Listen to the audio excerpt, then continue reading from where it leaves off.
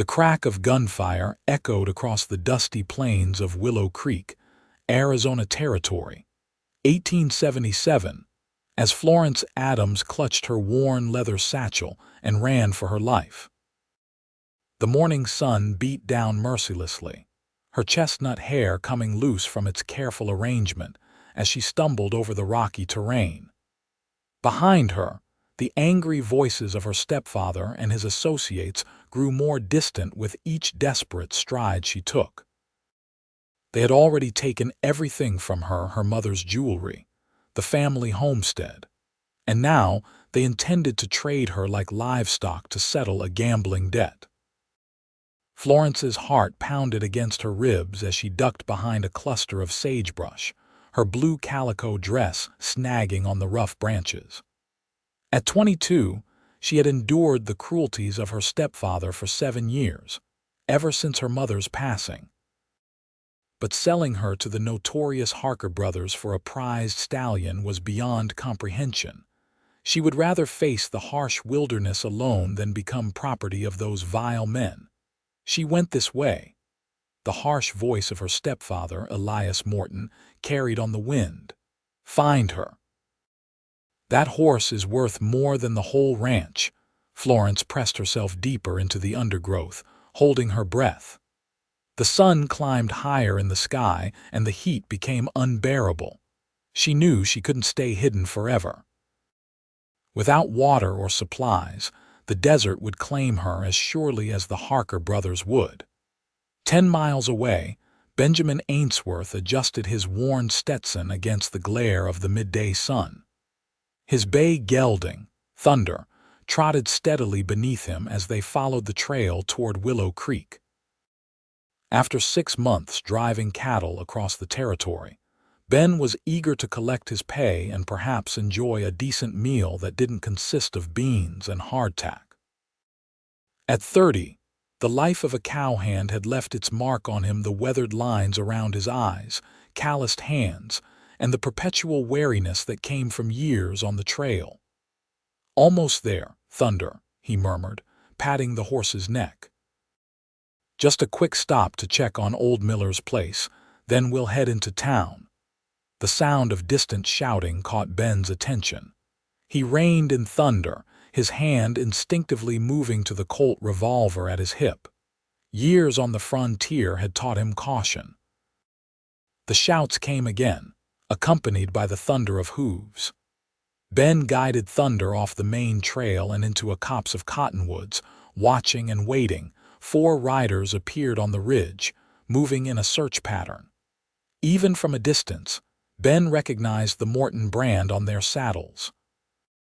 Elias Morton had a reputation throughout the territory, a gambler, a cheat, and rumored to be responsible for the deaths of at least 2 men. The riders spread out, clearly searching for something or someone. Ben's jaw tightened. Whatever Morton was hunting, it couldn't be good. He waited until the riders had passed before continuing along the trail, but now his senses were alert. Thunder snorted nervously beneath him, picking up on his tension. The soft sound of breathing reached Ben's ears as he rounded a bend in the trail. He drew his revolver and slowed Thunder to a walk. There, half hidden among the sagebrush, was a woman. Her dress was torn, her face streaked with dirt and tears, but there was a defiance in her eyes that struck him immediately. "Please," she whispered, her voice hoarse. "Please don't tell them where I am."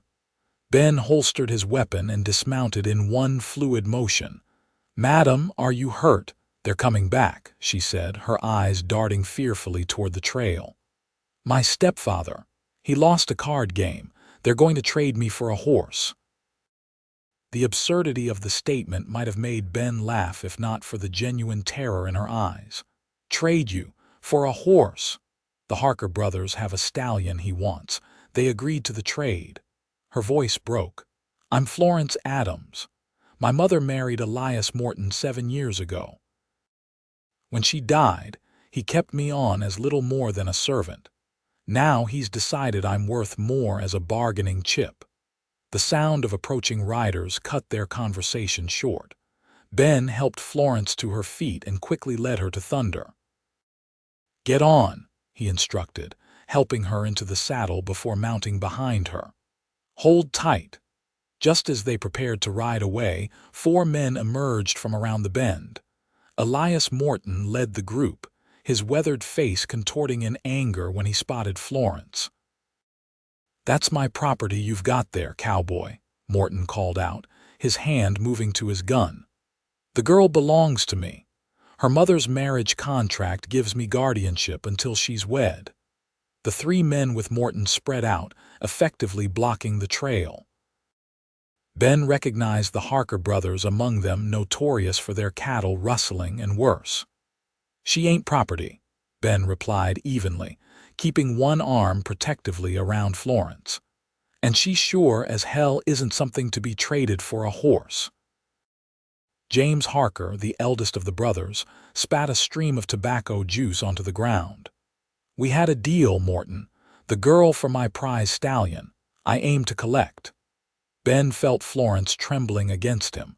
The situation was rapidly deteriorating. 4 against 1 weren't odds he liked, especially with an innocent woman caught in the middle. "The deal's off," Ben said firmly. "The lady's coming with me." Morton's face reddened with rage. "You've no right. She's been nothing but trouble since her mother died. Useless in the kitchen, can't even tend the garden proper. She's no bargain, Cowboy." Ben tightened his grip on the reins. "She's no bargain," he agreed, feeling Florence stiffen at his words. Then he added with steel in his voice, "She's mine." The declaration hung in the air. Florence gasped softly but had the sense to remain silent. The Harker brothers exchanged confused glances. "What are you saying?" Morton demanded. Ben thought quickly. "Florence and I have been corresponding for months. I've come to make her my wife." The lie came easily, born of necessity. "I suspected you might try to prevent it, which is why she was meeting me here away from your ranch." "That's a lie," Morton sputtered. "She can barely read, let alone write letters." Florence straightened in the saddle. "I taught myself," she said with unexpected conviction. "When you thought I was tending the chicken coop, I was practicing my letters. Mr. Ainsworth and I met last spring when he delivered those cattle to the neighboring ranch." Ben was impressed by her quick thinking. He didn't correct her use of his surname, which she must have noticed on his saddlebag. The oldest Harker brother stepped his horse forward. "I don't care about your love story. We had a deal, Morton. Either I get the girl or I get my stallion back with interest." Morton's face paled. "I don't have your horse anymore. I sold it to Jenkins over in Copper Creek." The atmosphere turned deadly. The Harkers were not men to be crossed, and everyone in the territory knew it. The 3 brothers spread out further, hands hovering near their weapons. "Then I guess we'll take the girl and call it square," James Harker said coldly. Ben's hand moved closer to his revolver. "That's not happening." 4 against 1, Cowboy," the youngest Harker sneered. "Bad odds." "I've faced worse," Ben replied, though in truth he hadn't. His mind raced, searching for a way out that wouldn't end with both him and Florence dead in the dust. Suddenly, the distant sound of hoofbeats reached them. All heads turned toward the ridge, where 6 riders appeared, the unmistakable tin stars of the Arizona Rangers glinting in the sun. Morton cursed under his breath. The Harker brothers exchanged worried glances. They were wanted men in 3 territories. "This isn't over," James Harker growled, wheeling his horse around. His brothers followed suit, galloping away from the approaching lawmen. Morton hesitated, glaring at Florence. "You'll regret this," he hissed before spurring his horse after the Harkers. Ben watched them go, relief washing over him. The Rangers were still some distance away, giving him a moment to speak with Florence. "Are you all right?" he asked softly. She nodded, though her hands were still trembling. "Thank you. I didn't know what I was going to do." "We're not safe yet," Ben warned. Those men will be back once the Rangers pass through. We need to get you somewhere secure." "I can't go back to the ranch," Florence said, panic edging her voice. "And I have no family, no money." Ben made a quick decision. "I'm heading to Willow Creek to collect my wages. We'll go there first, figure out what to do next. The sheriff there is a good man." The Rangers crested the hill, and Ben raised a hand in greeting as they approached. The lead ranger, a grizzled man named Captain Walsh, reined in his horse. "Ainsworth," he acknowledged with a nod. "Everything all right here?" "Just had a bit of trouble with the Harker brothers and Elias Morton," Ben explained. "They went that way not 5 minutes ago." Walsh's eyes narrowed as he took in Florence's disheveled appearance. "Miss, are you in need of assistance?" Before Florence could answer, Ben spoke up. "This is Florence Adams. Morton is her stepfather. He was attempting to trade her to the Harkers to settle a gambling debt." The ranger's expression darkened. "Trade her like livestock," Florence nodded, her voice steadier now. "For a horse, Captain, a stallion." Walsh swore under his breath. "That's a new low, even for Morton." He turned to his men. "Carson, Jackson, escort Miss Adams and Ainsworth to Willow Creek. Make sure they get to Sheriff Miller safely. The rest of you with me. Let's see if we can catch up to Morton and the Harkers." 2 of the Rangers separated from the group, falling in alongside Ben and Florence. Captain Walsh tipped his hat. "We'll be in touch, Miss Adams. The territory may want your testimony if we manage to bring those men in." With that, the remaining Rangers galloped off in pursuit. Ben guided Thunder toward the trail to Willow Creek, the 2 Ranger escorts flanking them protectively. Florence sat rigidly in the saddle before him, her back straight despite her exhaustion. "Why did you help me?" she asked quietly so the Rangers wouldn't overhear. "You don't know me." Ben considered the question. "No decent man could stand by and let a woman be traded like cattle," he said finally. "Besides, I've heard stories about the Harker brothers. No one deserves that fate." "But you said I was yours," she pressed. "You could have simply helped me escape." Ben's face warmed slightly. "It seemed the quickest way to throw them off balance. I apologize if I overstepped." Florence fell silent, processing this. After a moment, she spoke again. "What happens when we reach Willow Creek? We'll speak to Sheriff Miller. He can offer you protection while we figure out your options." "I have no money, no possessions except what's in this satchel," Florence admitted. "My mother's jewelry, my father's pocket watch. Morton never knew I kept them hidden." "Those are a start," Ben said encouragingly. "Willow Creek has a small hotel. You can stay there while you decide what to do next. The owner, Mrs. Callahan, is a kind woman. She might even have work for you." Florence twisted slightly to look up at him. "And you? What will you do?" "I'll collect my wages, make sure you're settled safely, then continue on my way," Ben replied, though the words felt hollow as soon as he spoke them. Something about Florence Adams stirred protective instincts he hadn't known he possessed. They rode in silence for a time, the Rangers keeping a vigilant watch around them. The sun began its descent toward the western horizon, casting long shadows across the trail. Florence eventually relaxed against him, fatigue overcoming her wariness. "I never thanked you properly," she murmured. "You risked your life for a stranger." "Get some rest," Ben replied softly. "We've still got a few hours' ride ahead of us." Willow Creek came into view just as the sun disappeared behind the mountains. The small settlement consisted of a main street lined with wooden buildings, a general store, saloon, hotel, sheriff's office, and a scattering of smaller establishments. Lamplight glowed warmly in windows, and the sounds of piano music drifted from the saloon. The Rangers escorted them directly to the sheriff's office. Sheriff Thomas Miller was a barrel-chested man with a silver mustache and sharp eyes that missed nothing. He listened gravely as Florence recounted her ordeal, his expression growing darker by the minute. "Morton's been skirting the law for years," Miller said when she finished. "But this crosses a line. I'll send telegrams to the surrounding counties, make sure they know what he tried to do." He turned to Ben. "Quick thinking, son. You likely saved this young lady's life." Ben nodded uncomfortably at the praise. "What happens now?" "Miss Adams is welcome to stay in Willow Creek as long as she needs," Miller assured them. "I'll speak to Mrs. Callahan about a room at the hotel." He hesitated. "Though it might be safer if folks continue to believe your story that you two are betrothed. Morton has friends in town, and the Harkers aren't the only unsavory characters who might take an interest in a vulnerable young woman."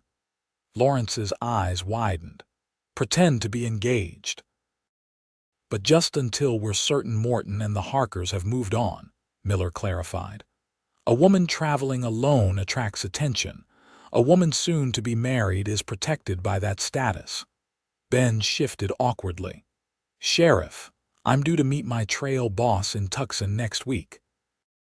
Miller stroked his mustache thoughtfully. "Jeb McCreary's outfit?" "Yes, sir. I know Jeb. I can get word to him about the delay." The sheriff's eyes were kind but firm. "Miss Adams needs protection, son, at least until Captain Walsh returns with news of Morton and the Harkers."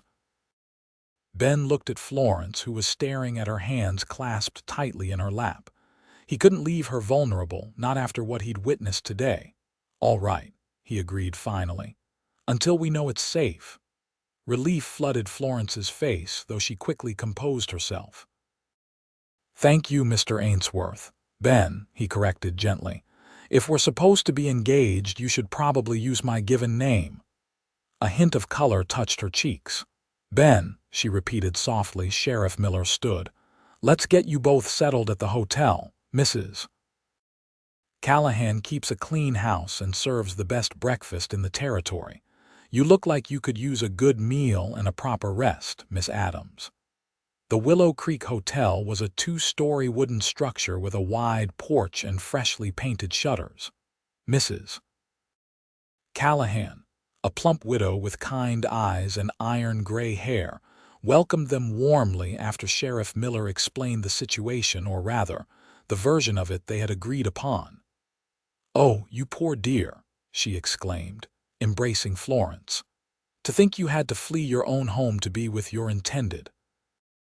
"How romantic, though terribly frightening." Florence managed a weak smile. "It's been quite a day, I'll say." "Well, you're safe now." Mrs. Callahan turned to Ben with an appraising look. "And you, young man, showing such bravery. It's not every day a cowboy risks everything for love." Ben's ears burned. "Just did what anyone would do, madam." "Nonsense. True gentlemen are rare these days." She bustled behind the front desk, retrieving 2 keys. "Now then, I've put Miss Adams in room 4 with a lovely view of the mountains. Mr. Ainsworth, you'll be in room 7 at the end of the hall. Propriety must be observed until the wedding, of course." "Of course," Ben agreed, relieved and yet strangely disappointed by the separate accommodations. "Breakfast is served from 6 to 8, Mrs. Callahan continued. "And I've had a bath prepared for you, Miss Adams. You look like you could use a good soak after your ordeal." Gratitude welled in Florence's eyes. "Thank you, Mrs. Callahan. That's very kind." "Think nothing of it, dear. Now off you go. Rest well, both of you." Ben carried Florence's satchel upstairs for her, pausing outside room 4. "Will you be all right?" he asked quietly. Florence nodded, taking the key from him. "Thanks to you." She hesitated, then added, "I don't know how I'll ever repay you for what you did today." "No need for repayment," Ben assured her. "Get some rest. We can talk more in the morning." As Florence closed her door, Ben stood in the hallway for a long moment, puzzling over the strange twist of fate that had brought her into his life. Then, with a weary sigh, he headed to his own room, his mind filled with thoughts of chestnut hair and determined blue eyes. Morning dawned clear and bright over Willow Creek. Ben rose early. a habit ingrained from years on cattle drives. He washed and dressed carefully, suddenly conscious of his appearance in a way he rarely was on the trail. His tan shirt was relatively clean, his jeans worn but serviceable. He trimmed his beard and combed his hair before heading downstairs. Mrs. Callahan's dining room was already bustling with activity. Several tables were occupied by townspeople, and Ben noticed the curious glances cast his way. News traveled fast in small towns. Florence entered a few minutes later, and Ben's breath caught in his throat. The transformation was remarkable. Gone was the disheveled, frightened woman from yesterday. In her place stood a vision in a simple blue dress, her chestnut hair neatly arranged, her face freshly scrubbed and glowing with renewed vitality. She paused in the doorway, scanning the room until her eyes found his. A smile, tentative but genuine, curved her lips as she made her way to his table. "Good morning," she greeted, taking the seat he pulled out for her. "I hope you slept well." "Better than I have in months," Ben admitted. "Trail bedrolls aren't known for their comfort. How about you?"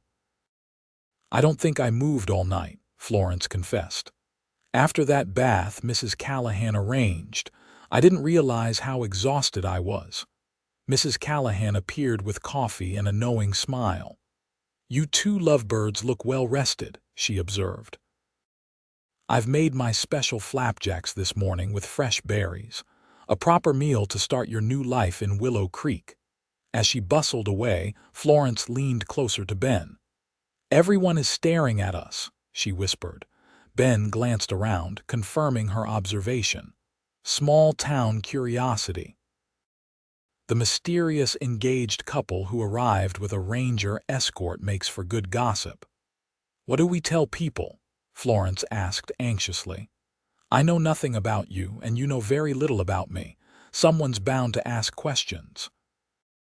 "We stick as close to the truth as possible," Ben advised, pouring coffee for them both. "You grew up on your mother's ranch. After she died, your stepfather made life difficult. We met when I was delivering cattle to a neighboring ranch last spring." Florence nodded, adding cream to her coffee. "And our courtship letters," Ben suggested, remembering her quick thinking the day before. "We corresponded in secret because your stepfather wouldn't approve. I saved my wages to start a new life with you. When you learned that Morton planned to force you into an unwanted marriage, you sent word to me and I came to help you escape." "That's actually quite romantic," Florence said, a hint of amusement in her eyes. Ben felt his face warm. "It's believable enough to satisfy the townsfolk, until we can safely reveal the truth." Mrs. Callahan returned with heaping plates of flapjacks drenched in maple syrup and topped with fresh berries. The food was as delicious as promised, and Florence ate with the enthusiasm of someone who hadn't had a proper meal in days. "I spoke with Sheriff Miller this morning," Ben said, after they'd both eaten their fill. "No word yet from Captain Walsh." "The Rangers are still tracking Morton and the Harkers," Florence's expression sobered. "Do you think they'll catch them?" "The Rangers are persistent," Ben assured her. "But men like that know the territory well. They could hole up anywhere." He paused, choosing his words carefully. "Florence, we need to consider what happens if they don't catch them right away. You'll need a more permanent solution than hiding in Willow Creek." "I know," she said softly, "but I have nowhere to go. My mother's family is back east and I've never met them. My father had no relatives that I know of." "What skills do you have?" Ben asked. "You mentioned teaching yourself to read and write." A spark of pride lit Florence's eyes. "Yes, I found my mother's books after she died. I've read everything I could get my hands on. I can also sew, cook, tend a garden." Her voice trailed off. "Nothing particularly valuable, I suppose." "Don't sell yourself short," Ben said firmly. "Those are useful skills. Mrs. Callahan mentioned that Willow Creek is looking for a teacher for the new schoolhouse." They've had trouble finding someone willing to come all the way out here. Florence's eyes widened. A teacher. Me, but I've never. You're literate in a place where many aren't, Ben pointed out. The requirements aren't exactly stringent on the frontier. I never considered teaching, Florence said thoughtfully. Do you really think I could do it? I think you can do whatever you set your mind to, Ben replied honestly. You survived years with Morton, taught yourself to read despite his discouragement, and had the courage to run rather than accept an intolerable fate. That shows character, Florence. A blush colored her cheeks at his praise. I'll think about it, she promised. But what about you? You mentioned meeting your trail boss in Tucson. That's a week away still, Ben said. And Sheriff Miller said he'd send word. I've worked for Jeb McCreary for 3 years. He'll understand the delay. The door to the hotel opened and Sheriff Miller entered, scanning the room until he spotted them. His expression was grim as he approached their table. Morning, he greeted. Mind if I join you? Ben gestured to the empty chair. Not at all. Is there news? Miller removed his hat, running a hand through his thinning hair. Captain Walsh sent a telegram. They tracked Morton and the Harkers to the territorial border but lost their trail in the mountains. Walsh is certain they've crossed into New Mexico territory. Florence's shoulders slumped. So they got away.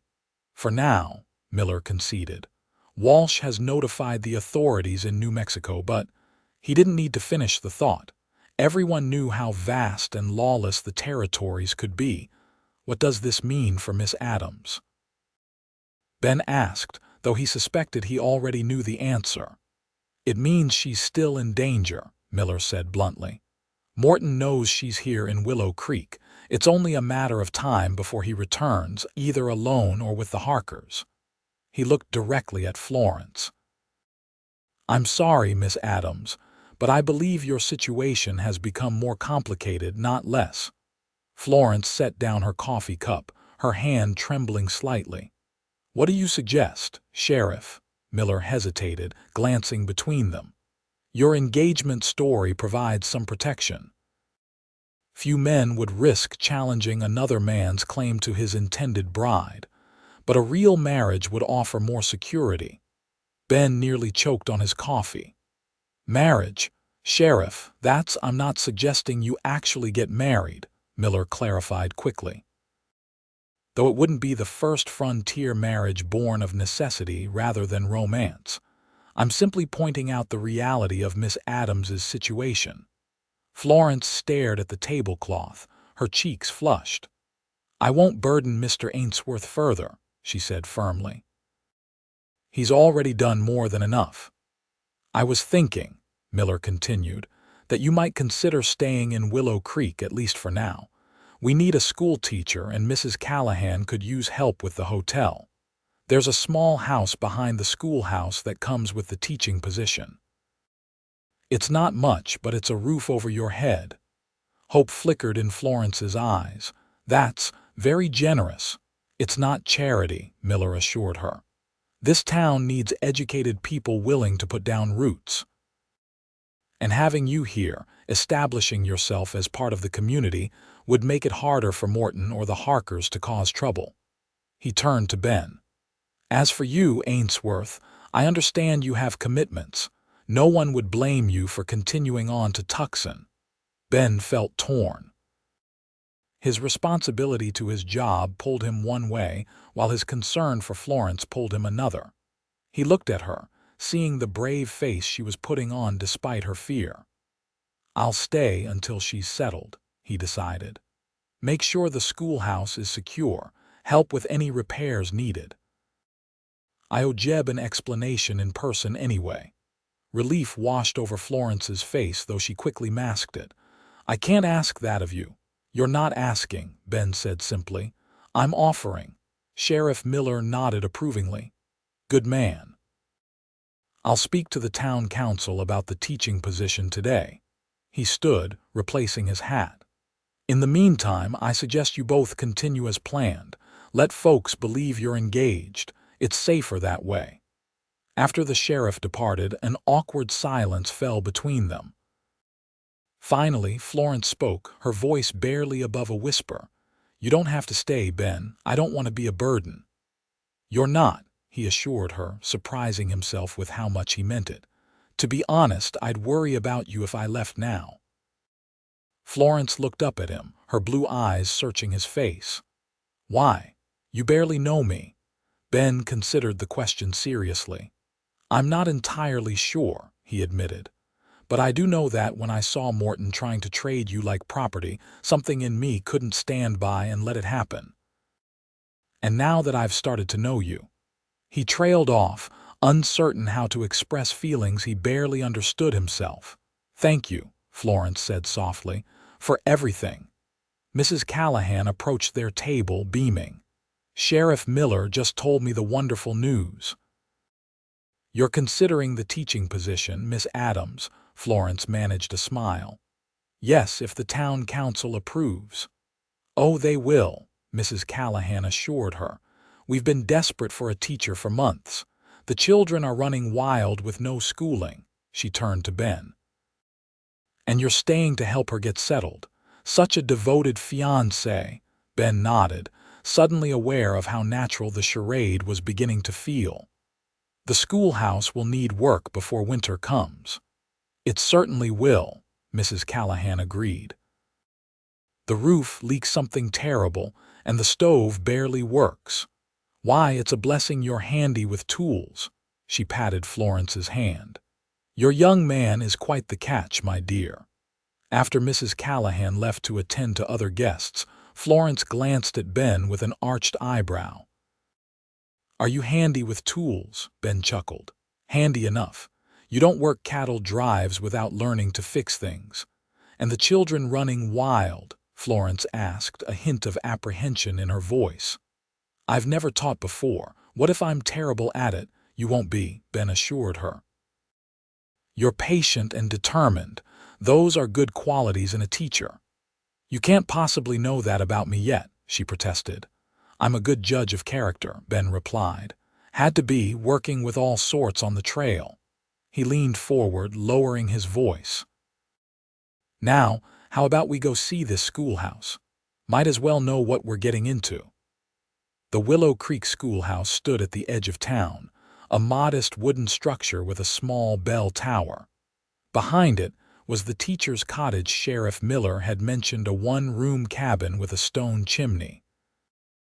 Both buildings showed signs of neglect, with weathered siding and sagging steps. "It's quaint," Florence said diplomatically as they approached. Ben surveyed the buildings with a critical eye. "The bones are good. Needs new shingles on both roofs, some boards replaced, windows resealed." He tested the schoolhouse steps, which creaked alarmingly. "These will need to be rebuilt entirely."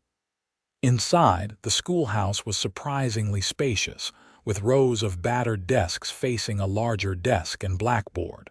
Sunlight streamed through dusty windows, illuminating dancing motes of dust. "How many children are there in Willow Creek?" Florence wondered aloud, running her hand along one of the desks.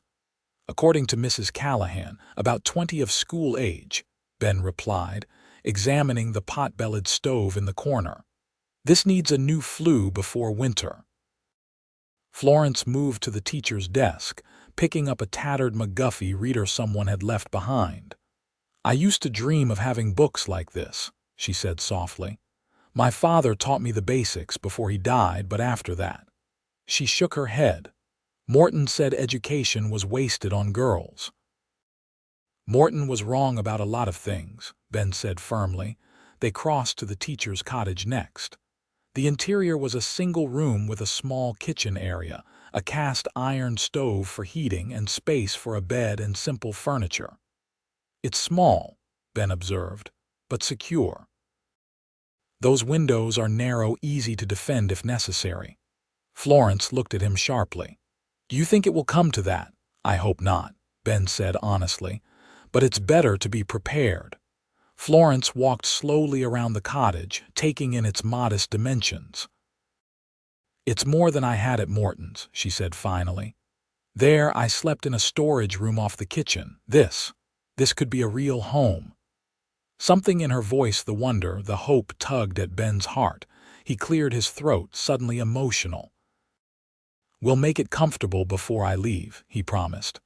"Proper repairs, some furniture." Florence turned to face him, her expression earnest. "Why are you doing all this for me, Ben? The truth."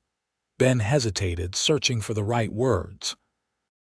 "When I was 16, he began slowly, "my sister ran away from home to escape a marriage our father had arranged. She was barely 18. I never saw her again." The admission cost him, bringing back memories he'd suppressed for years. "I always wondered if someone helped her, if she found safety somewhere, or if she died alone, afraid." Understanding dawned in Florence's eyes. "I'm so sorry about your sister." "It was a long time ago," Ben said, though the pain had never truly faded. "I guess when I saw you yesterday, running from Morton, I thought of her." Florence stepped closer, placing a gentle hand on his arm. "Thank you for telling me." The simple touch sent a current of warmth through Ben. He was suddenly acutely aware of how close they were standing in the small cabin, how her eyes reflected the sunlight streaming through the window, how a loose tendril of her hair had escaped its pins to curl against her neck. The moment stretched between them, charged with something neither was ready to name. Finally, Ben took a step back, breaking the spell. "We should head back to town," he said, his voice rougher than he intended. "I'll need supplies if I'm going to start repairs." Florence nodded, her cheeks flushed. "Yes, of course." As they walked back toward town, Ben found himself sneaking glances at the woman beside him. In just one day, Florence Adams had gone from a stranger in distress to someone he felt inexplicably drawn to protect, and perhaps something more. The realization was both unsettling and oddly comforting. The next 2 weeks passed in a blur of activity. The town council enthusiastically approved Florence's appointment as the new teacher, with classes to begin as soon as the schoolhouse repairs were completed. Ben threw himself into the work, replacing rotted boards, fixing the leaky roof, rebuilding the steps, and ensuring both the schoolhouse and cottage were secure. He even installed sturdy locks on all the doors, a rarity in the small town, but a necessary precaution given the circumstances. Florence divided her time between helping Ben with repairs, assisting Mrs. Callahan at the hotel, and preparing lessons for her future students.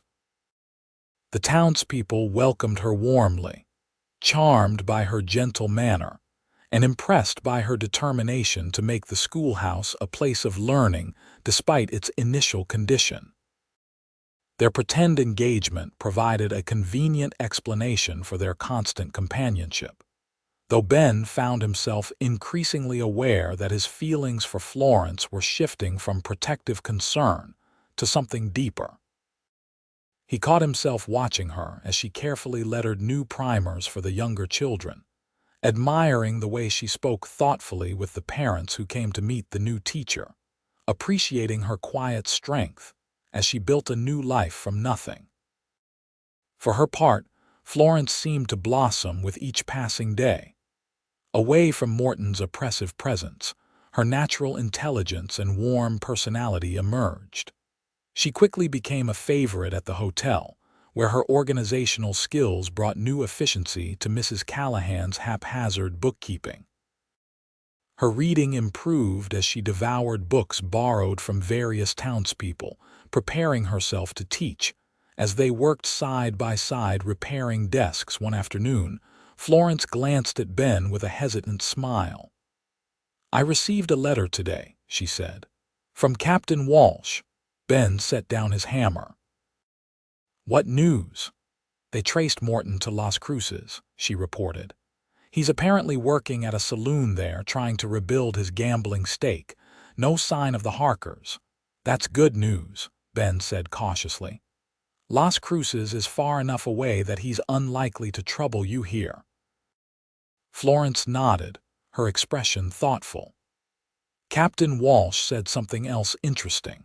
Apparently, Morton never legally adopted me after marrying my mother.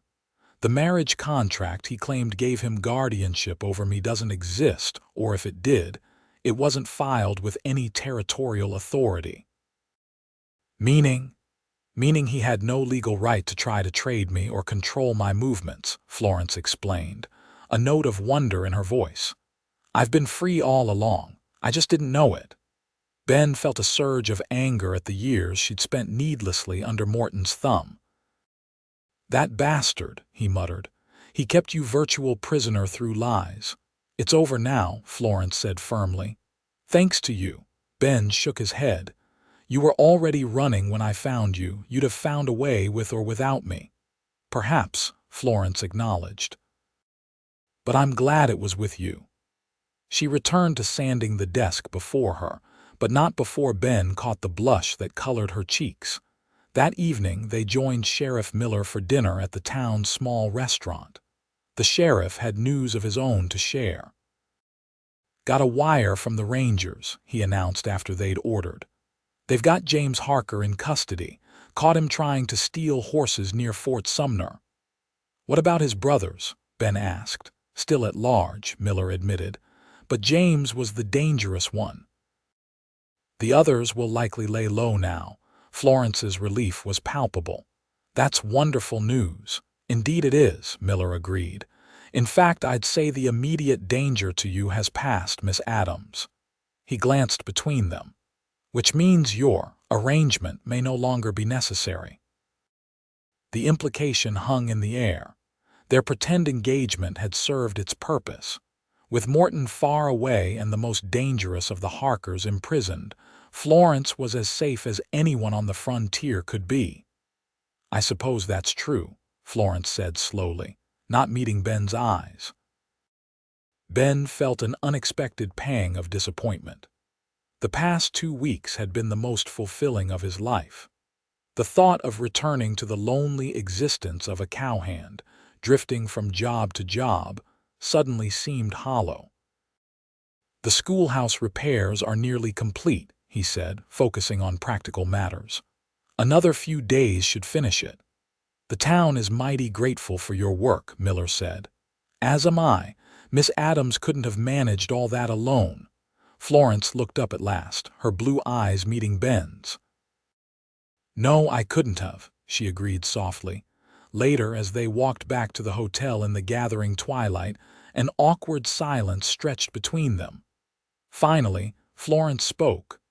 When will you leave for Tucson? She asked, her voice carefully neutral. Ben had been asking himself the same question all evening.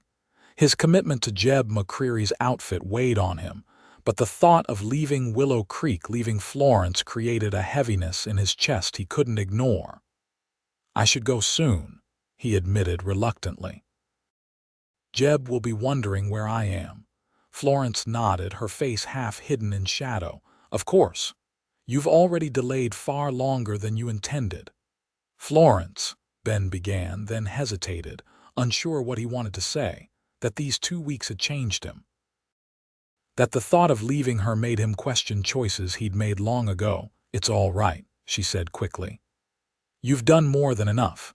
I have a position, a home, safety. Thanks to you, I can build a life here.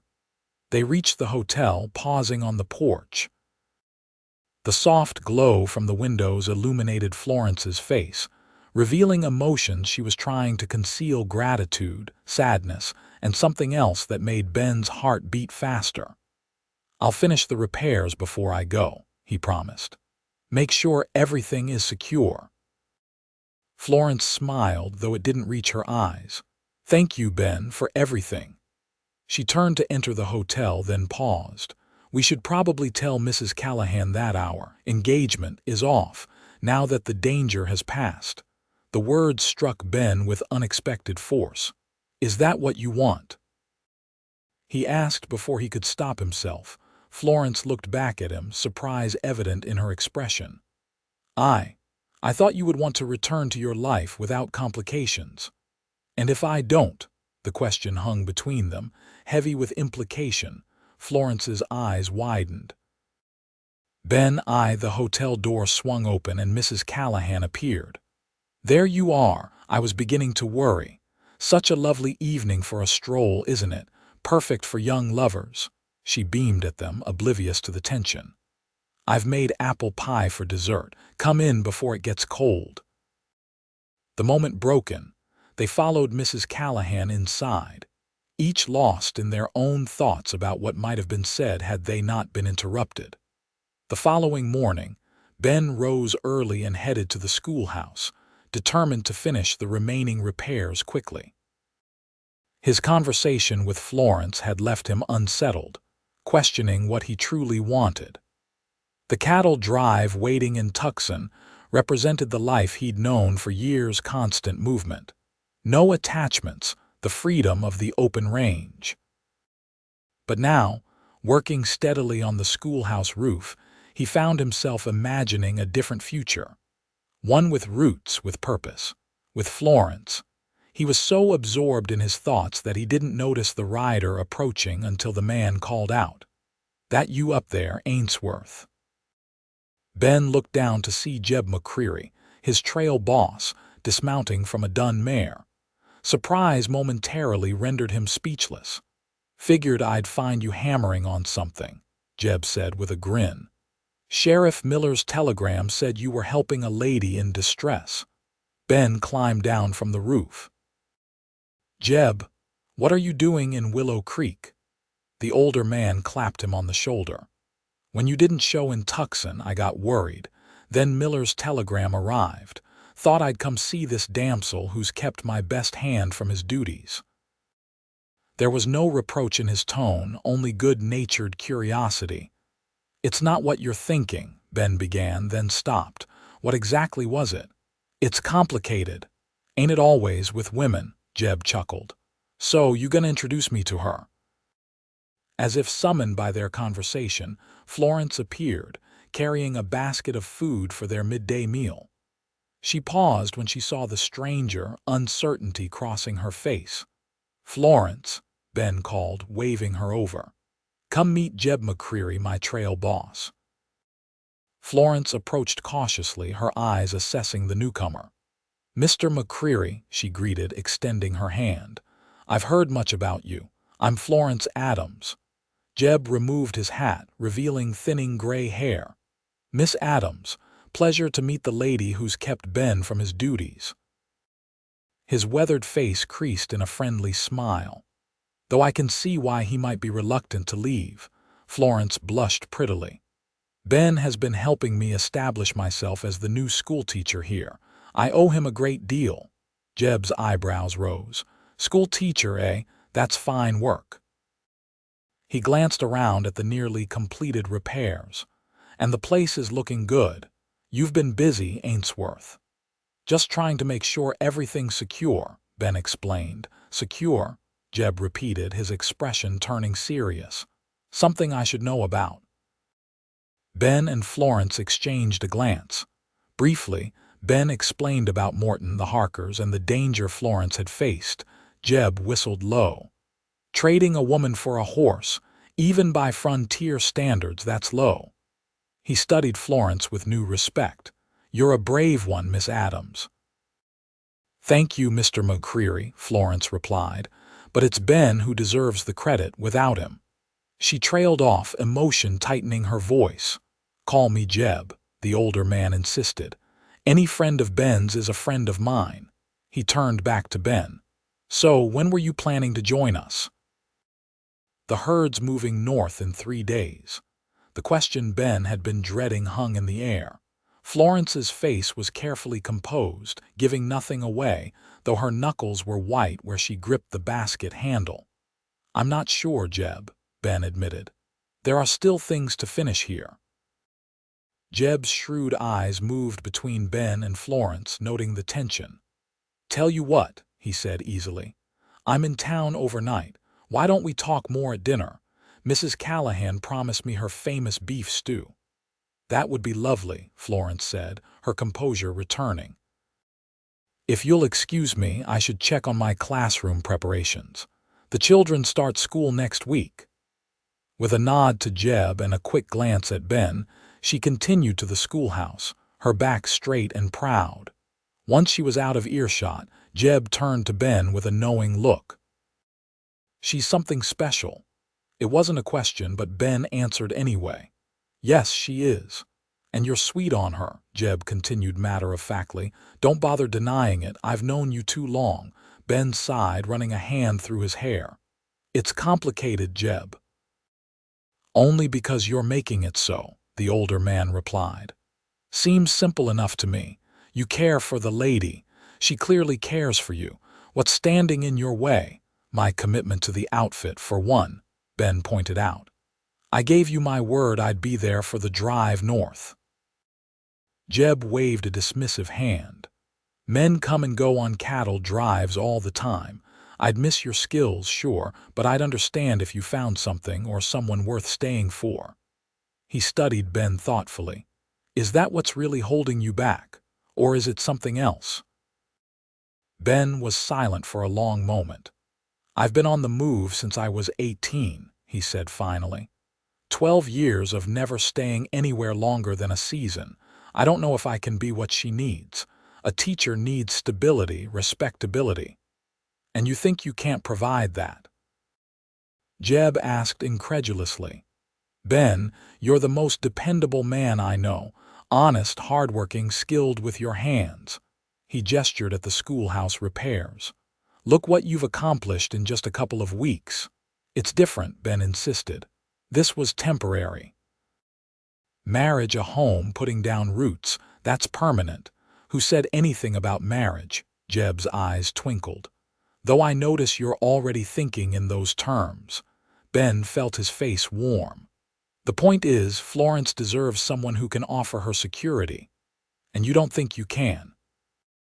Jeb shook his head. "Son, security isn't about having a fancy house or a prestigious job. It's about being there when it matters. From what you've told me, you've already proven you can do that." He clapped Ben on the shoulder again. "Think on it, but don't wait too long to decide. A woman like that won't stay unattached forever." The thought sent an unexpected surge of jealousy through Ben. The idea of Florence with someone else was deeply unsettling. "I'll see you at dinner," he said, turning back to his work. Jeb chuckled. "You do that. And maybe spend some time figuring out what you really want, instead of coming up with reasons why you can't have it." As Jeb walked away, Ben returned to the roof repairs, but his mind was elsewhere. What did he truly want? For the first time in years, the answer wasn't the open trail and the freedom of a cowhand's life. It was something far more specific, a life in Willow Creek, with Florence Adams by his side. The realization both terrified and exhilarated him. Now he just had to find the courage to tell her. That evening, dinner at the hotel was a lively affair. Word had spread that Jeb McCreary was in town, and several local ranchers joined them, eager to hear news of cattle prices and conditions in other territories. Florence sat quietly beside Ben, occasionally joining the conversation, but mostly observing the easy camaraderie among the men. As the meal progressed, Ben found himself increasingly aware of her presence, the delicate scent of lavender that clung to her hair, the graceful movement of her hands as she spoke, the warm glances she occasionally cast his way. Each time their eyes met, something unspoken passed between them, a current of understanding and possibility. After dinner, Jeb entertained everyone with tales of trail mishaps and adventures, his natural storytelling ability drawing laughs and eager questions. When he described a particularly harrowing river crossing, he credited Ben with saving half the herd. "Ainsworth here rode right into that floodwater," Jeb recounted proudly. "Pulled 2 hands to safety and then somehow got those panicked steers to higher ground. Never seen anything like it." Florence looked at Ben with admiration. "You never mentioned that." Ben shrugged uncomfortably. Just did what needed doing. That's his answer for everything, Jeb told Florence with a wink. Man's too modest by half, but I'll tell you this, there's not a finer hand in the territory. Any outfit would be lucky to have him. We're certainly grateful for his skills here in Willow Creek, Mrs. Callahan chimed in. The schoolhouse has never looked better. The conversation turned to the upcoming school term, with parents expressing their hopes and concerns to Florence. She addressed each question thoughtfully, her quiet confidence impressive. Ben watched with growing pride as she outlined her plans for different age groups and learning levels, clearly having given careful consideration to the challenges of frontier education. "You'll be a wonderful teacher," he told her softly when there was a lull in the conversation. Florence's eyes met his, warm with appreciation. "Thank you. I hope so." The evening eventually wound down with the ranchers departing and Mrs. Callahan clearing the last of the dishes. Jeb announced he was heading to the saloon for a nightcap before turning in. "Care to join me, Ben?" he asked. "For old time's sake." Ben hesitated, glancing at Florence. "Actually, I was hoping to speak with Florence privately, if that's all right." The last was directed at her, a question in his eyes. "Of course," she agreed, a hint of color touching her cheeks. Jeb smiled knowingly. "Don't stay up too late, you two. I'll see you in the morning." With a tip of his hat, he departed, leaving Ben and Florence alone at the dining table. An expectant silence fell between them. Finally, Ben spoke, his voice low and earnest. "Would you walk with me?" "The night's pleasant," Florence nodded, rising from her chair. "I'd like that." They stepped out onto the hotel porch, where the evening air was cool and fragrant with sage. Stars scattered across the vast sky, brilliant in the absence of city lights. Ben offered his arm and Florence took it, her touch light but sure. They walked in companionable silence for a time, following the main street to its end, and then continuing onto a path that led toward a small creek at the edge of town. The sound of flowing water and nighttime insects created a peaceful backdrop. "Jeb seems like a good man," Florence observed finally. "The best," Ben agreed. "He taught me most of what I know about cattle, horses, and handling myself on the frontier." He paused, gathering his courage. "He came to tell me the outfit is moving the herd north in 3 days." Florence's step faltered slightly, though she quickly recovered. "I see. Then you'll be leaving soon." "I haven't decided yet," Ben admitted. "There are considerations." They reached the creek, where a fallen log provided a natural bench. Florence seated herself, arranging her skirts neatly. The moonlight silvered her hair and illuminated the delicate lines of her profile. "What considerations?" she asked softly, not looking at him. Ben remained standing, too restless to sit. "For 12 years, I've never stayed anywhere longer than a season. Never owned anything I couldn't carry on my horse. Never had to think beyond the next drive, the next paycheck." He ran a hand through his hair, struggling to articulate feelings he was just beginning to understand himself. "It was simpler that way." "And now," Florence prompted when he fell silent.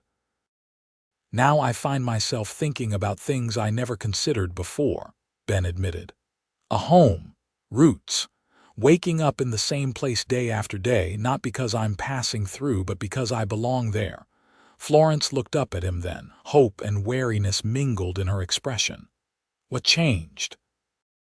Ben met her gaze steadily. "I met you." The simple declaration hung in the night air between them. Florence's eyes widened and her lips parted in surprise. "Ben," she began, but he continued, needing to say everything while his courage held. "I know it's fast. We've known each other barely 3 weeks. But in that time, you've shown more courage, determination, and grace than most people I've met in all my years of traveling." He knelt before her, taking her hands in his. "When I told Morton you were mine, it was a lie meant to protect you." But somewhere along the way I started wishing it were true. Florence's fingers tightened around his. "What are you saying, Ben?" "I'm saying I don't want to leave Willow Creek. I don't want to leave you." Ben's heart pounded in his chest. "I'm saying I think I'm falling in love with you, Florence Adams, and if you'll give me a chance, I'd like to see where these feelings might lead us. For real this time, not as a pretense." Tears gathered in Florence's eyes, catching the moonlight. "Oh, Ben," she whispered. "I've been afraid to hope, afraid to trust these feelings, knowing you had obligations elsewhere." "What feelings?" Ben asked, hardly daring to believe what her words implied. "The same as yours," Florence admitted, a tremulous smile curving her lips. "How could I not fall for the man who risked everything to save a stranger? Who worked tirelessly to give me a safe home, who treated me with respect and kindness when I'd known so little of either?" A tear slipped down her cheek. "I've been dreading your departure, trying to prepare myself for life here without you." Ben reached up to gently wipe the tear away. "You don't have to," he assured her. "If you want me to stay, I will." "But your work with Mr. McCreary, Jeb will understand," Ben said confidently. "In fact, he already does. He practically gave me his blessing this afternoon." He smiled ruefully. "Said I'd be a fool to leave a woman like you." Florence laughed softly, more tears spilling over. "He's a wise man." "Florence," Ben said seriously, still holding her hands, "I'm not a wealthy man. I have my savings, my horse, my gear, but I'm strong and skilled. I can build us a life here, a good life." He paused, suddenly uncertain. "That is, if that's what you want." In answer, Florence leaned forward and pressed her lips to his. The kiss was gentle at first, tentative, but quickly deepened as Ben responded, drawing her closer. Her arms wound around his neck, and he could taste the salt of her tears mingled with the sweetness of her lips. When they finally broke apart, both breathless, Florence rested her forehead against his. "Does that answer your question, Benjamin Ainsworth?" Ben smiled, happiness flooding through him. "It's a start," he murmured before kissing her again, more thoroughly this time. Later, as they walked back toward town hand in hand, plans and possibilities unfurled between them. Ben would speak to the town council about becoming Willow Creek's blacksmith, a skill he'd developed on cattle drives, where often there was no one else to shoe horses or repair metal tools.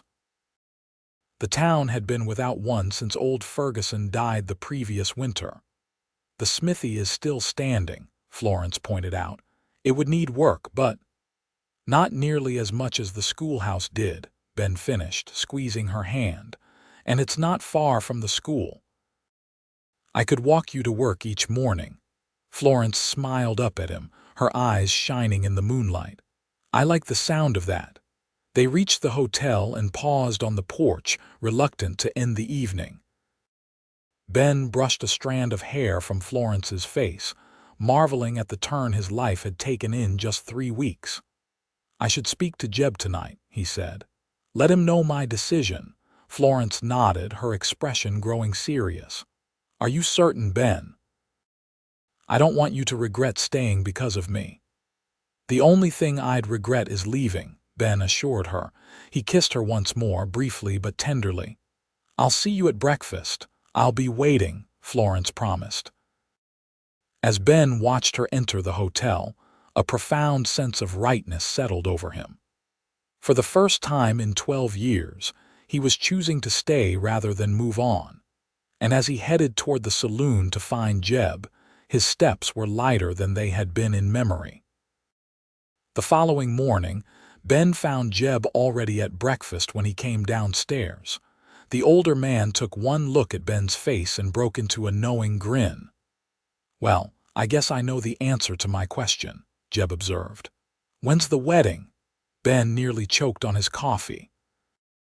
"We haven't discussed that yet, but I am staying in Willow Creek." Jeb nodded approvingly. "Good decision. The outfit will miss you, but a man's got to follow his heart." He extended his hand. I wish you all the best, Ben. You deserve happiness. Thank you, Jeb, Ben said sincerely, shaking the offered hand. For everything. Florence joined them soon after, her smile radiant as she greeted them both. The news of Ben's decision to stay in Willow Creek and the romantic nature of that decision spread quickly through the small town. By midday, it seemed everyone knew that their pretend engagement had evolved into something genuine. Mrs. Callahan was beside herself with delight. "I knew it," she exclaimed, embracing them both. "From the moment you arrived, I could see there was a special connection between you. Oh, this calls for celebration. We'll have a party Saturday evening."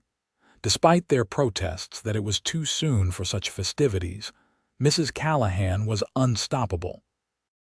By the end of the day, plans were underway for a community gathering to welcome their new teacher and blacksmith and to celebrate their courtship. The next few days passed in a whirlwind of activity. Ben began work on the old smithy, clearing out years of dust and neglect. The town council enthusiastically approved his appointment as Willow Creek's new blacksmith, even advancing him funds to order necessary equipment and supplies. Several local ranchers immediately commissioned work, ensuring he would have steady business from the start. Florence threw herself into final preparations for the school term, organizing books and materials donated by townspeople, creating lesson plans for different age groups, and meeting with parents. Each evening, they would share their day's progress over dinner, their growing relationship a source of joy and stability for them both. On Saturday morning, Jeb prepared to depart for Tucson. Ben walked with him to the stable, where the trail boss's mare was saddled and ready. "Last chance to change your mind," Jeb teased, "though I can see you won't." Ben smiled, glancing back toward the hotel where Florence was helping Mrs. Callahan prepare for the evening's celebration. "No regrets, Jeb. For the first time in my life, I feel like I'm exactly where I'm supposed to be." Jeb clasped his shoulder. "That's rare in this world. Hold on to it." He mounted his horse with the ease of long practice. "I'll be bringing the herd through these parts next spring. Expect a visit from an old friend."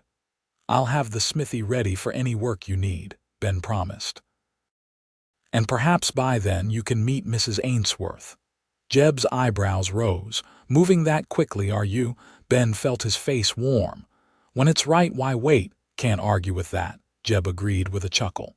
"Well, good luck to you both, and Ben." His expression turned serious. "I'm proud of you, son. You found something worth more than all the cattle in Texas." With a final wave, Jeb rode out of Willow Creek, leaving Ben to the new life he had chosen. That evening, the entire town gathered at the hotel for the celebration.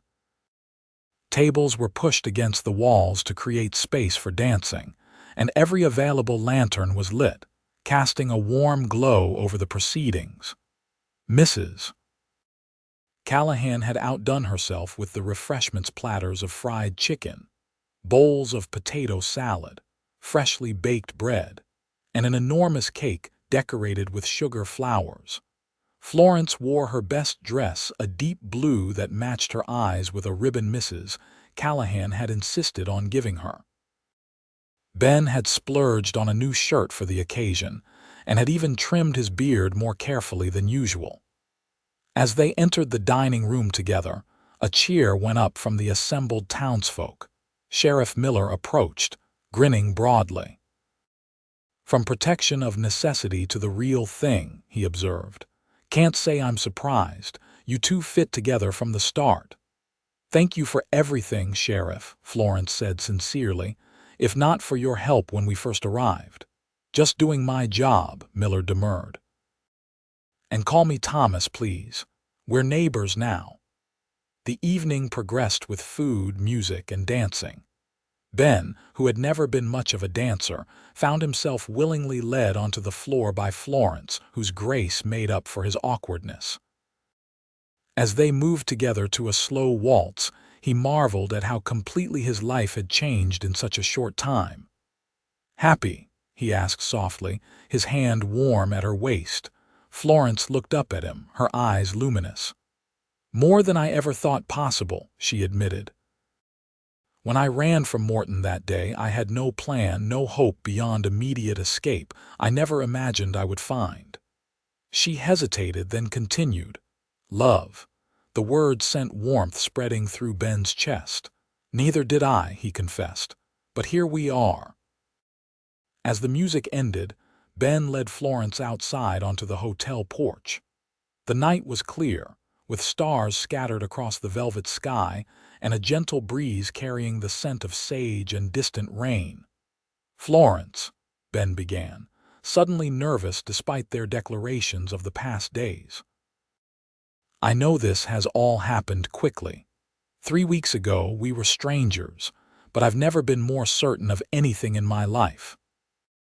He reached into his pocket and withdrew a small object, a simple gold band with a tiny sapphire, purchased that morning from the general store with a significant portion of his savings. "I don't want to rush you, but I also don't want to wait. Will you marry me? Be my wife, my partner in whatever life brings us." Florence's eyes widened at the sight of the ring. For a moment she was silent, and Ben felt a flutter of anxiety. Then a smile bloomed across her face, so radiant it took his breath away. "Yes, Benjamin Ainsworth," she said, her voice steady and sure. "I will marry you." Ben slipped the ring onto her finger where it fit perfectly, as if meant to be there all along. Then he drew her into his arms, sealing their promise with a kiss that held all the hope and joy of their future together. 2 months later, on a crisp autumn day with leaves turning gold on the cottonwoods lining the creek, Florence Adams became Florence Ainsworth in a simple ceremony at the newly restored schoolhouse. The entire town turned out for the occasion, filling the rows of desks with smiling faces. Sheriff Miller walked Florence down the aisle, and Mrs. Callahan dabbed at her eyes throughout the proceedings, declaring it the most romantic thing since my Harold proposed 30 years ago. Ben, waiting at the front of the room with the circuit riding preacher, felt his heart nearly stop when Florence appeared in the doorway. She wore a cream-colored dress that Mrs. Callahan and several other women had helped make, with tiny pearls sewn into the bodice and lace at the collar and sleeves. Her chestnut hair was arranged in an elegant knot, with a few soft curls framing her face. She carried wildflowers gathered that morning from the creek bank.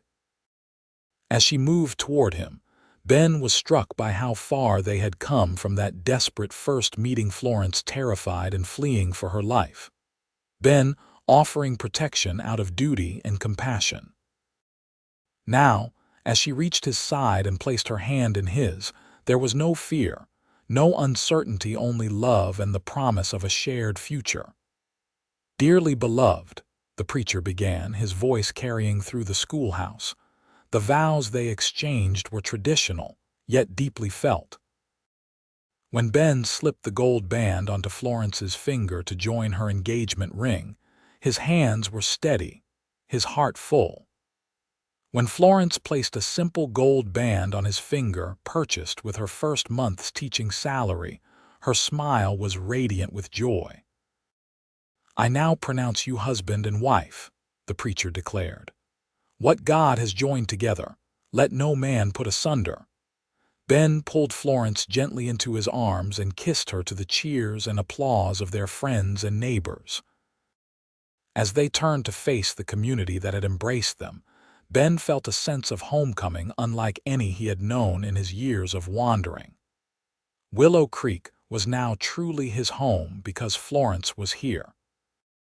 The celebration that followed lasted well into the evening, with feasting, dancing, and more than a few emotional toasts to the newlyweds.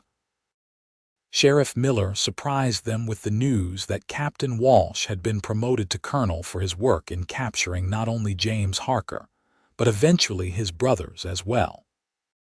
Elias Morton remained in Las Cruces, apparently having found steady employment as a saloon manager far enough away to no longer pose any threat.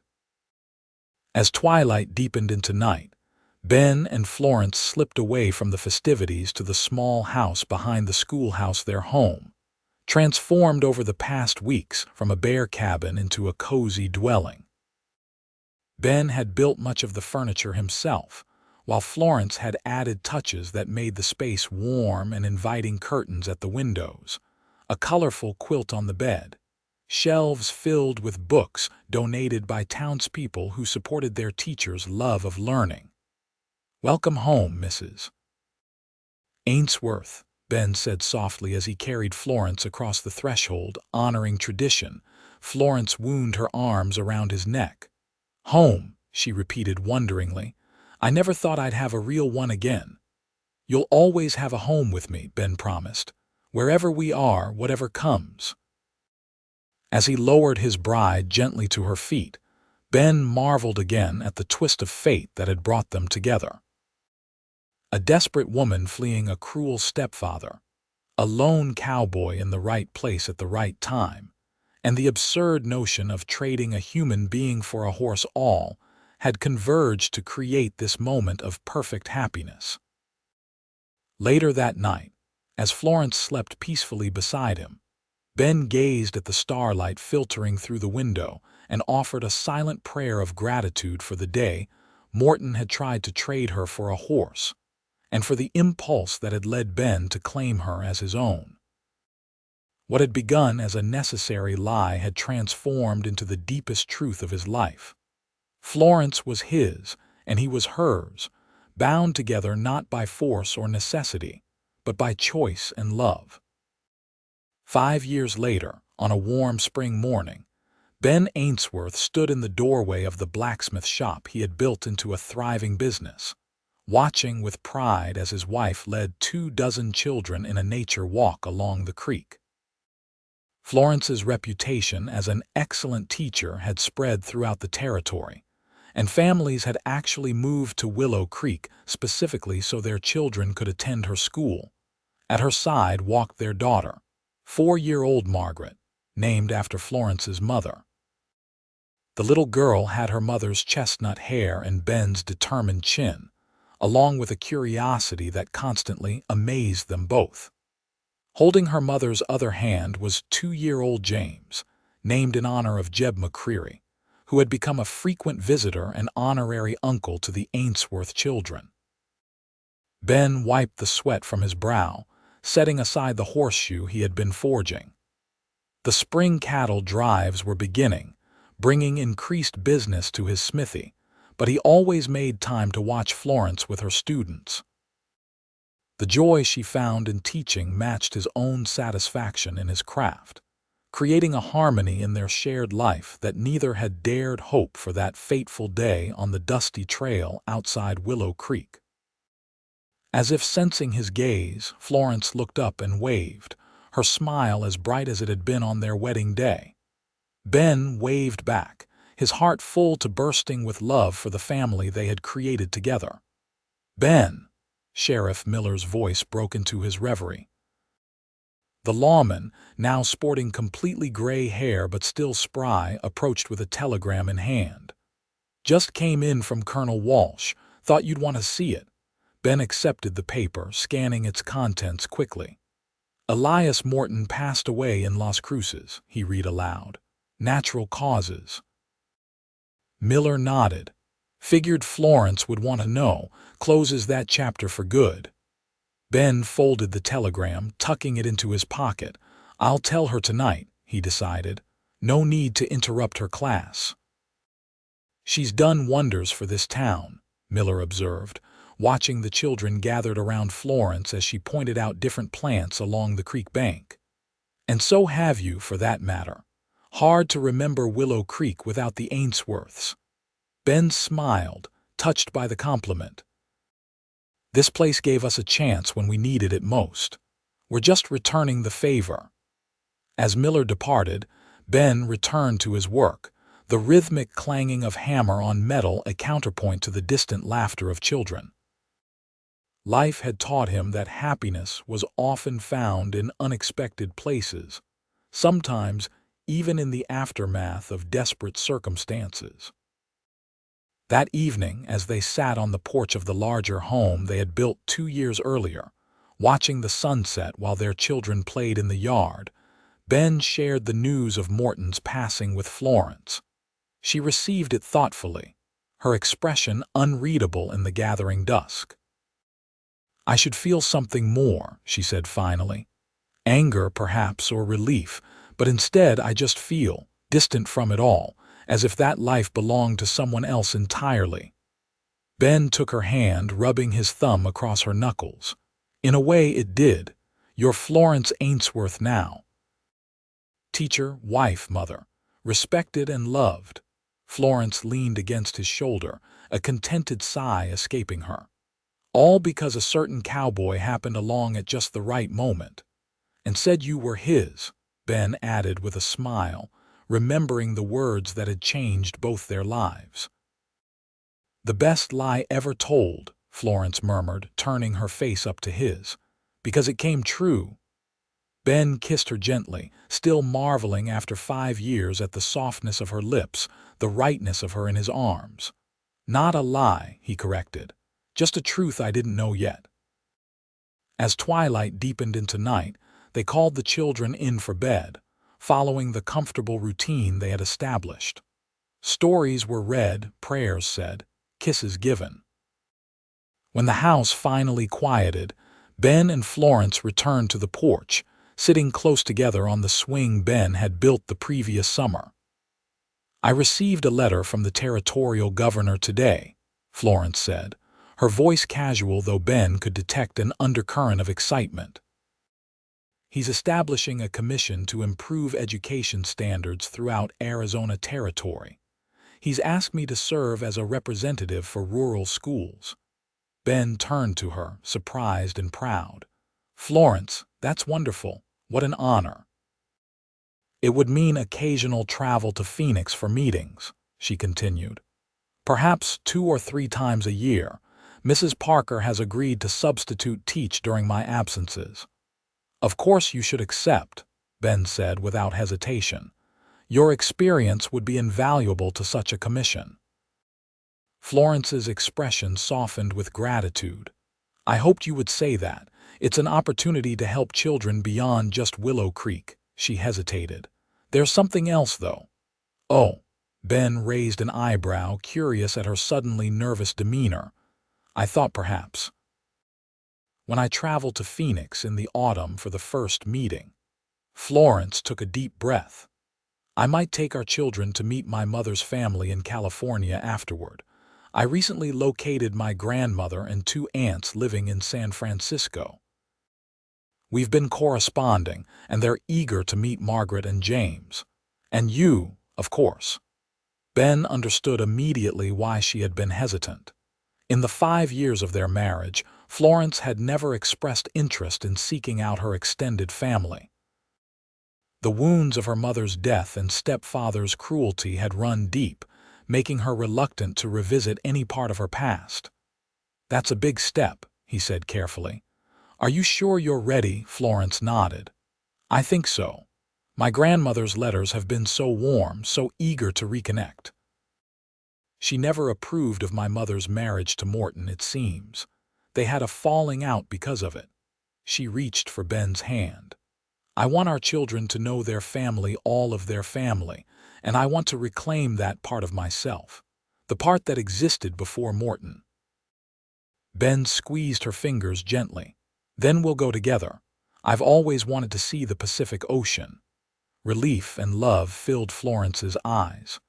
"How did I get so fortunate," she wondered aloud, "to find a man who supports my dreams as if they were his own?" "I could ask the same about finding a woman who encouraged me to put down roots when I'd never stayed in one place longer than a season," Ben replied, drawing her closer. "I'd say we're both fortunate." They sat in companionable silence for a time, watching the stars emerge in the darkening sky. The same stars, Ben reflected, that had witnessed their first meeting, their first kiss, their wedding, the births of their children. The constants in a life that had proven more fulfilling than he had ever imagined possible. "Do you ever wonder," Florence asked softly, "what might have happened if you hadn't come along that day, if I had continued running alone?" Ben considered the question seriously.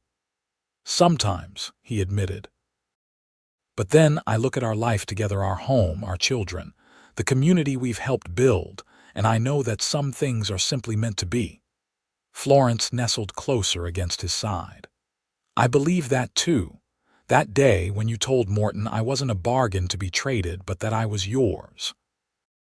In some way, I think the universe was speaking through you, setting right what had gone terribly wrong." "If so, I'm grateful," Ben said, pressing a kiss to her temple.